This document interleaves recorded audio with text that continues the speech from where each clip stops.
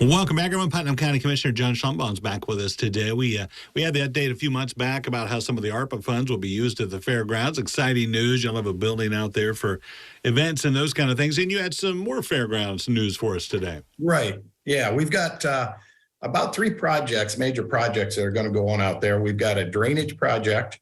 We've always had some issues back around the barns with drainage. One of the groups, I think a couple of the groups, goat people for one thing, they want to put in a new wash rack. So therefore that's going to entail some different drainage. So we just decided to redo all the drainage.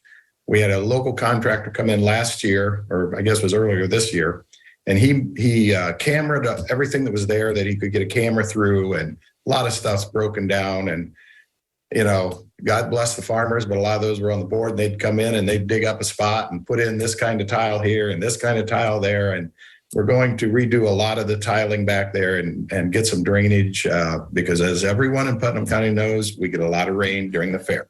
It just happens. Yeah, you know, it's funny you say that because, and your fair is earlier than a lot, and I don't know if it's because of the season, but that is very true. Yours seems to be a rainier fair. Yep. And besides the drainage end, we've got the grandstand, and we were looking at 2 things there. The grandstand, either replace the grandstand totally or fix kind of, I'm going to say permanent fix to what's there now. Again, that's just kind of been a little here and a little there, and there was no continuity in how the grandstand was repaired, but we're going to go through. The price tag to just repair it was about $850,000, $900,000. To build a new one would have been about $2.3 million. So we really did struggle with that. You know, if it would have been half as much, I would have gone for the new one, but it's a lot of money to stick in a grandstand that doesn't get used all that much.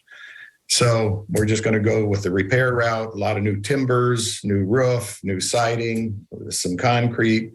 So it's going to be a much more accessible grandstand as well. You know, it's funny you talk about the grandstand because we're talking in most fairgrounds in the counties locally are like this. You're talking about buildings and edifices that go back to the early 1900s. So yeah, as far as maintenance, that's a real tough call, isn't it? Yes, it is. It is. The west end that gets the brunt of the weather, that's pretty bad shape. We've got to put several new timbers in there, but we're going to try to keep the theme of the timber frame look to it. There are some steel columns going to go in because the front of the roof is starting to sag just a little bit. So there actually is going to be some steel columns go in there. And then moving forward with our multi-purpose building, that's going to happen in 24. This year, well, I guess actually 23, we're going to demo what's there, the junior fair building and the merchants building, and then we're going to install this multi-purpose building. It'll be able to seat probably between 700 and 800, and that will be available for rent for any kind of a event you might have, a graduation or a wedding, or of course, it will double as the merchants building, junior fair building during the fair.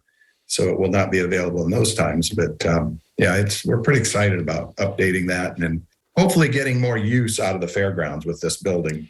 Well, and I know you guys have made an effort, as you said, to not just the fair and that's it every year. You want events out there and meetings and that kind of thing. And I think that building I think is going to get you well on your way, isn't it? Oh, I think so too. And I don't think it's going to compete. I'm going to throw the weddings out there because everybody knows what a Putnam County wedding is like. But, a lot of them, I went and talked to Hancock County, and they said they booked several weddings, Putnam County weddings there a year. I know a lot of them go to the center in Bluffton because there's not enough event centers in Putnam County. So I don't think we're going to hurt, where they have the KSC at both Calida and the Legion in Columbus Grove and Ottawa. I don't think we're going to hurt those at all. So just be prepared at the fairgrounds. There might be some diggings, some dirt being torn around. Just get prepared. It's the price of progress, right? Right. Yes. Yeah. Yes, it is. You guys will be busy out there. John, thanks for the update. We appreciate it. Sure. Thank you. You have a great day. Nice talking with you. We'll be back right after this.